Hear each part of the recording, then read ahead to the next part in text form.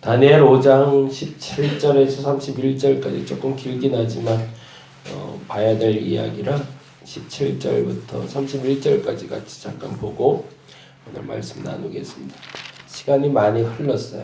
1장부터 4장까지 느부갓네살 왕이 이야기가 됐다면 이제 느부갓네살 왕이 죽고 나서 그 다음에 시간이 많이 흐른 후에 벨사살 왕이라는 사람이 나오는 이야기 잠깐 나누도록 하겠습니다. 17절에서 31절까지 같이 한 목소리로 천천히 읽도록 하겠습니다. 다니엘이 왕에게 대답하여 이르되 왕의 예물은 왕이 친히 가지시며 왕의 상급은 다른 사람에게 주옵소서. 그럴지라도 내가 왕을 위하여 이 글을 읽으며 이 해석을 아뢰리이다. 왕이여 지극히 높으신 하나님이 왕에 붙인 느부갓네살에게 나라와 큰 권세와 영광과 위엄을 주셨고 그에게 큰 권세를 주셨으므로 백성들과 나라들과 언어가 다른 모든 사람들이 그의 앞에서 떨며 두려워하였으며 그는 임의로 죽이며 임의로 살리며 임의로 높이며 임의로 낮추었더니 그가 마음이 높아지며 뜻이 완악하여 교만을 행함으로 그의 왕위가 폐함받으며 그의 영광을 빼앗기고 사람 중에서 쫓겨나서 그의 마음이 들짐승의 마음과 같았고 또 들나귀와 함께 살며 또 소처럼 풀을 먹으며 그의 몸이 하늘 이슬에 젖었으며 지극히 높으신 하나님이 사람 나라를 다스리시며 자기의 뜻대로 누구든지 그 자리에 세우시는 줄을 알기에 이르렀나이다. 벨사살이여 왕은 그의 아들이 이것을 다 알고도 아직도 마음을 낮추지 아니하고 도리어 자신을 하늘의 주제보다 높이며 그의 성전 그릇을 왕 앞으로 가져다가 왕과 귀족들과 왕후들과 후궁들이 다 그것으로 술을 마시고 왕이 또 보지도 듣지도 알지도 못하는 금, 은, 구리, 쇠와 나무, 돌로 만든 신상들을 찬양하고 도리어 왕의 호흡을 주장하시고 왕의 모든 길을 작정하시는 하나님께는 영광을 돌리지 아니한지라. 이러므로 그의 앞에서 이 손가락이 나와서 이 글을 기록하였나이다. 기록된 글자는 이것이니 곧 메네 데겔 우바르신이라. 이 글을 해석하건대 메네는 하나님이 이니 왕의 나라의 시대를 세워서 그것을 끝나게 하셨다 하며 데겔은 왕을 저울에 달아보니 부족함이 보였다 하며 베레스는 왕의 나라가 나뉘어서 메대와 바사 사람에게 준 바 되었다 함이니이다 하니 이에 벨사살이 명하여 그들이 다니엘에게 자주색 옷을 입히게 하여 금사슬을 그의 목에 걸어주고 그를 위하여 조서를 내려 나라의 셋째 통치자로 삼으니라.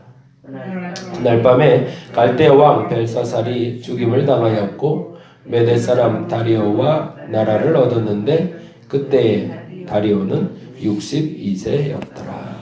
아멘. 아멘. 앞서 말씀드린 대로 1장부터 4장까지는 느부갓네살 왕 이야기를 드렸고요. 느부갓네살 원년에 다니엘 605년 잡혀왔던 이야기 그때를 했다면 그로부터 이제 43년 지나고 그리고 느부갓네살은 세상을 떠나게 되고요. 5장은 그 후에 약 한 20년이 더 지난 후입니다. 근데 그 사이에 왕이 많이 바뀌어요. 이제 느부갓네살의 아들이 또 왕이 됐다가 누가 왕이 됐다 쭉 왕이 되면서 한 3-4명의 왕이 지나간 다음에 마지막 이제 바벨론의 마지막 왕 벨사살이라고 하는데 역사상으로는 그 나보수스인가 뭐 이름이 그런데 이름이 기억이 안 나네. 하여튼 뭐 그 사람이 있고 그 사람의 장남이 되는 게 벨사살이에요. 어찌됐든 마지막 왕의 장남 되는 사람이 이 벨사살이라는 왕인데 이 사람이 이제 갈대아 그러니까 이 바벨론의 마지막 최후의 왕이다라고 지금 다니엘서에는 기록이 되고 있지만 나보니소스라는 사람이 본래 이제 이 바벨론의 마지막 왕으로 일컬어지고 있습니다. 어쨌든 그 사람의 장자니까 최고의 권위자로 여겨지는 벨사살을 마지막 왕으로 삼고 아마도 이제 5장의 이야기가 기록된 이유는 5장의 이야기가 4장에 나왔던 이 느부갓네살의 그 아픈 기억 왕이지만 들짐승처럼 살았던 그 기록이 후대에도 계속 전승이 됐던 것 같아요. 이게 사람이 교만하면 안 되지. 이런 교훈처럼 이렇게 계속 전승됐던 것 같아요. 사람이 한번 교만해지면 하나님이 한번 잠깐만 움직여도 이렇게 무너질 수 있는데 조심해야지, 조심해야지. 이 얘기를 하고 있는 게 사실은 4장 이야기인데 그 얘기에 대해서 시간이 지르니까 사람들이 그렇잖아요.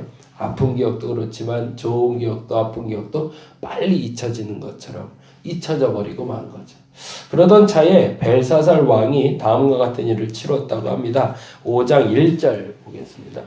5장 1절 말씀 같이 읽겠습니다. 벨사살 왕이 그의 귀족 1000명을 위하여 큰 잔치를 베풀고 그 1000명 앞에서 술을 마시니라 라고 되어 있잖아요.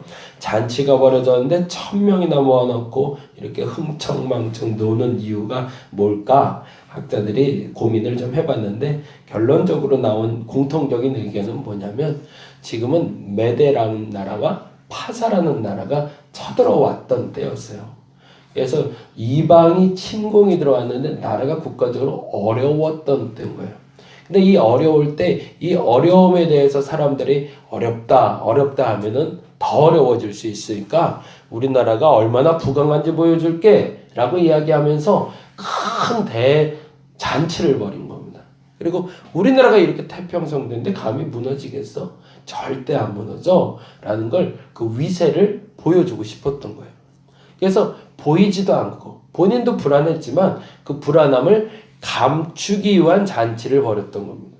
그래서 각국의 귀족들을 다 불러놓고 우리가 이렇게 풍성한 음식을 먹고 이렇게 화려한 잔치를 취할 만큼 우리는 아직도 건강하고 아직도 무너지지 않을 성읍이니 걱정 마라 라는 이야기를 벨사살이 하고 싶었던 거죠.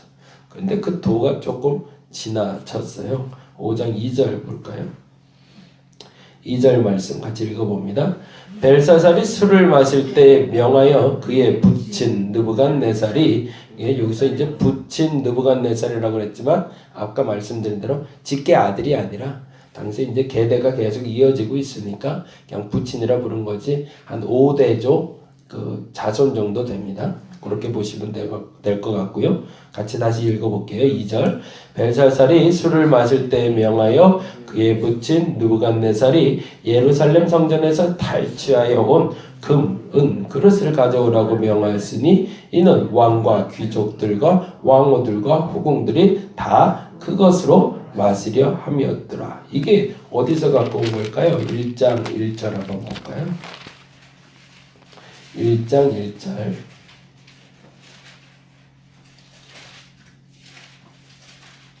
1장 1절 같이 읽어보겠습니다.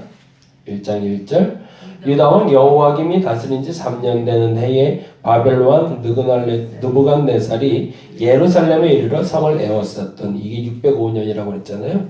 근데 2절에 이렇게 돼 있죠. 2절 주께서 유다와 여호와김과 하나님의 전 그릇 얼마를 뭐라고 돼 있죠? 그의 손에 넘기심에 그가 그것을 가지고 신할 땅 자기 신들의 신전으로 가져다가 그 신들의 보물 창고에 두었더라. 이때 가져온 거죠.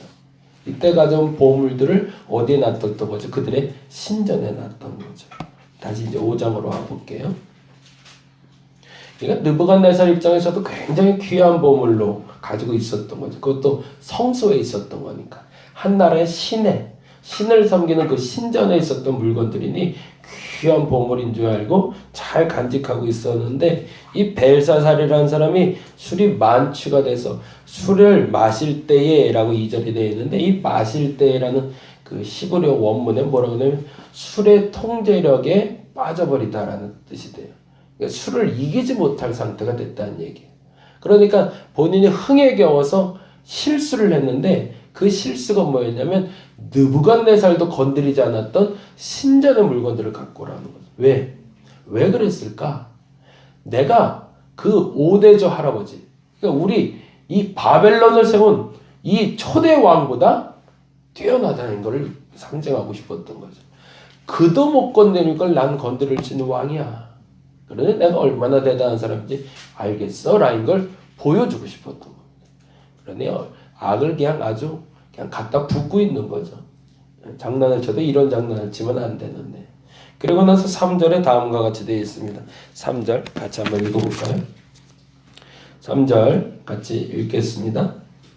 이에 예루살렘 하나님이 전 성소 중에서 탈취하여 온 금그릇을 가져오니 왕이 그 귀족들과 왕호들과 후궁들과 더불어 그것으로 마셨더라 라고 되어 있어요. 여기까지 하나님의 화를 아주 그냥 딱 머리 끝까지 쌓고 있는 거죠. 그래도 어디까지 가나 보자. 여기까지 왔는데 이제 머리 끝까지 이제 올라오셨는데 이게 폭발하게 만든 사건이 다음 절이에요. 마시는 것까지는 하나님 참아주셨다. 이 표현 참 우습긴 한데 하여튼 인내하고 있는데 너 어디까지 가나 보자 그랬는데 그 다음에 4절에 다음과 같이 되어 있습니다. 4절 같이 읽어볼까요? 그들이 술을 마시고는 그 금, 은, 구리, 쇠, 나무, 돌로 만든 신들을 찬양했대. 이게 이제 폭발시켜버린 거예요. 하나님 머리 끝까지 났던 화가 빵 하고 터져버린 거예요. 근데 그 다음 말이 웃겨요. 하나님 빵 하고 터졌는데 그 다음에 나타난 현상이 뭐죠? 5절에 같이 읽어봅니다. 그때에 사람의 손가락들이 나타나서 이거 뭐예요? 하나님이 손가락 하나만 튕겼다는 얘기죠. 너무 화가 나서 손가락 하나만 튕겼는데 그 결과는 어떻게 되는지 볼까요? 6절 말씀. 6절 읽어봅니다. 이에 왕이 즐기던 얼굴빛이 변하고 그 생각이 번민하여 널쩍다리가 말이 녹는 듯하고 그의 무릎이 서로 부딪힌지라. 상상이 되시죠? 바들바들 사시나무 떨듯이 바들바들 손가락 하나만 튕겨도 이렇게 벌벌 떨면서 얼마나 잘났다고 그 성전 기물 가져다가 술 먹고 나서 그것도 이방신을 찬양하고 있으니 하나님 머리 끝까지 화나서 나 같았으면 그냥 그 자리에서 불을 내려서 다 그랬을 텐데 그도 안 하시고 화나신 하나님이 유일하게 한 건 손가락 하나 움직인 건데 그것도 두려워서 발발 떠는 우리가 죄가 얼마나 쌓여야 하나님 움직이실까요? 감사할 수 있어야 돼요. 하나님이 가만 계시다고 기고만장할 게 아닙니다. 얼마나 많은 죄를 쌓고 있는지 몰라요. 근데 아무도 얘기를 안 해주니까 그게 잘하는 걸로 착각을 해요. 그리고 도가 지나치는데 그 도가 지나쳐서 하나님 화를 건드리는 이런 어리석음이 없어야 됩니다. 저와 여러분이 그랬으면 좋겠습니다. 잠잠히 한번 보세요. 그 손가락 하나만 움직여도 큰일 납니다. 근데 그 손가락이 움직여서 쓴 얘기가 메네메네 네겔 우바르슨이라는 단어였다는 거죠.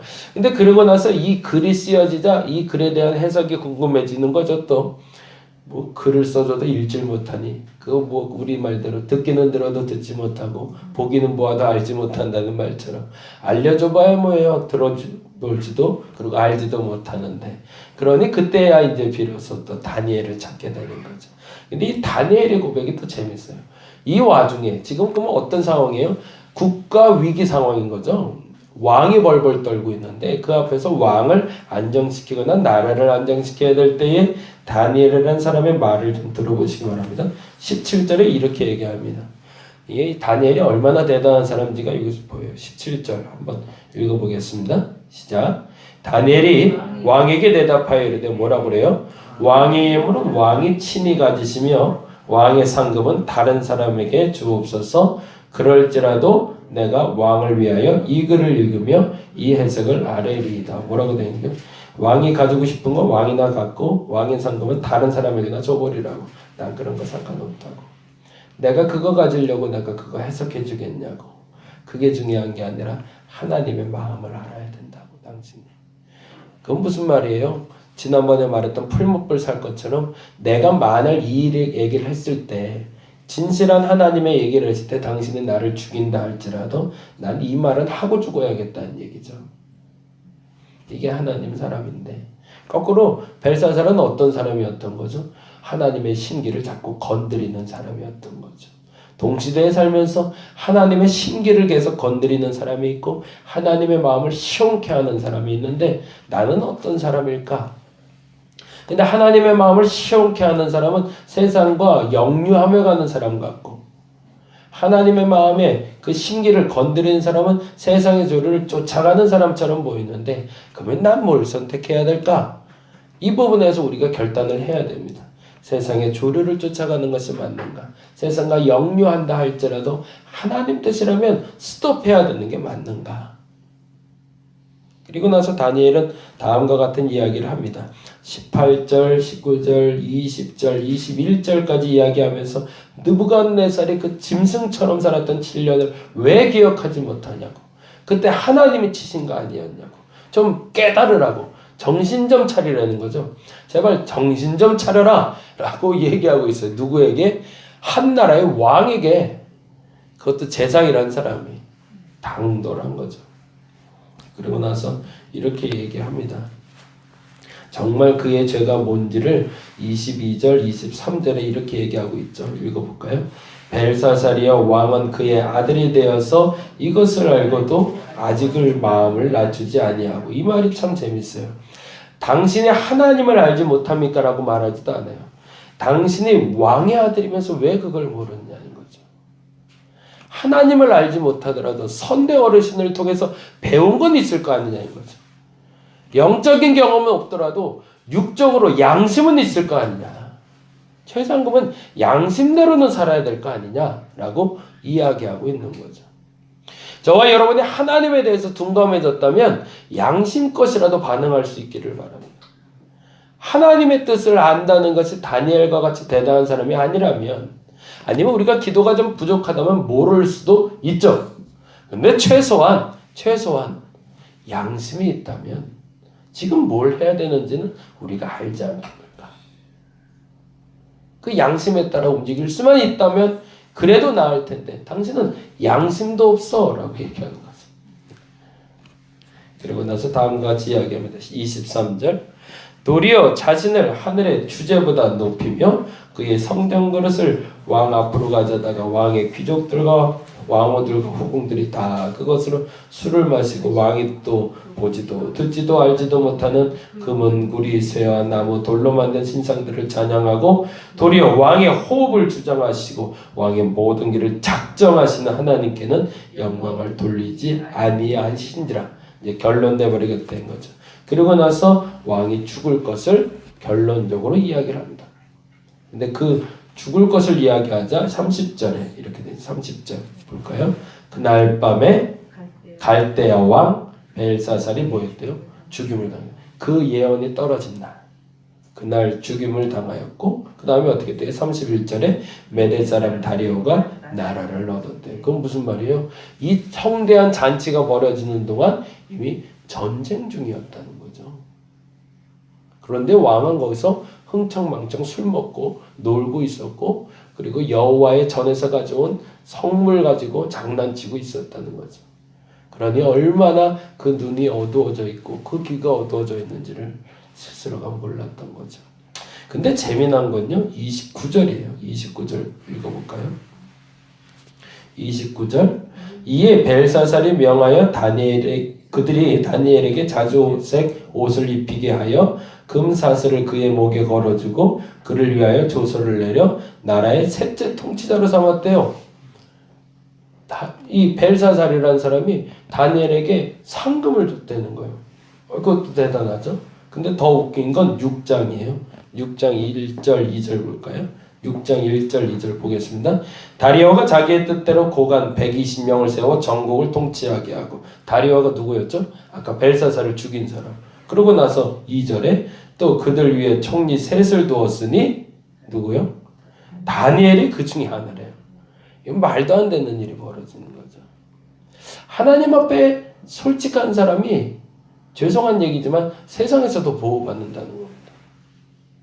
세상의 조류를 따라 살아보면 세상이 나를 보호할 것 같은데 거꾸로 세상의 조류를 쫓지 않고 하나님의 뜻대로 살다 보니까 목숨 걸고 하나님 뜻대로 살다 보니까 하나님이 나를 보호하시고 세상도 나를 보호하더라고요. 뭐를 선택하는 게 옳을까요? 판단은 우리가 할 것이며 결정도 우리가 해야 됩니다. 그러나 결과는 하나님이 주실 겁니다. 여러분 판단하시기 바랍니다. 생각해 보시기 바랍니다. 영적인 게 둔감해졌으면 양심적으로라도 물어봐 주시기 바랍니다. 아닌 건 아닌 겁니다. 그리고 맞다 여겨졌다면 목숨 걸고 우리는 그 일을 해야겠죠. 그러면 어떤 일이 벌어진다고요? 신기하게도 세상도 나를 보호하고 하나님도 나를 보호해 주신다는 겁니다. 그 믿음으로 오늘 한번 승리해 볼 수 있는 한 날이 되시기를 바랍니다. 세상 말 쫓아가지 마시고 하나님 뜻 쫓아가셔서 하나님이 맞다 하는 일에 박수 쳐줄 수 있는 그런 한 날이 되시기를 간절히 바랍니다. 기도하겠습니다. 세상의 조류를 쫓아가던 귀족들 다 어디 갔으며 세상의 조류를 쫓아간 벨사살은 어떻게 됐는지를 보았습니다. 반면에 세상 눈치 보지 않고 하나님 마음 읽어가며 아닌 건 아니라고 말하고 있는 다니엘을 보게 됩니다. 하나님, 나는 무엇을 쫓아가고 있고 무엇을 보고 있는지, 무엇을 판단하고 있고 무엇을 선택했는지 다시 한번 점검해 봅니다. 세상 사람들 뭐라 한다 할지라도 아닌 건 아닌 겁니다. 그래서 난 아닌 건 안 할랍니다. 주고 싶은 거 당신이나 가져가시고 당신의 지위도 다른 사람에게나 줘도 상관없다고 말하는 다니엘처럼 내가 그 지위나 얻으려고 하나님 믿냐고 그렇게 당당하게 말할 수 있는 우리 되게 하여 주시옵소서. 세상의 조를 쫓아가지 말게 하시고 어쩔 때 세상과 역류한다 할지라도 그것이 하나님 뜻이라면 아니 영적으로 둔해져서 모르겠다면 양심에 맞게 세상의 조류가 아닌 하나님의 뜻대로 살아가는 우리 되게 하여 주시옵소서. 감사합니다. 고마우신 예수님 이름으로 기도드렸습니다. 다 같이 기도하고 돌아가도록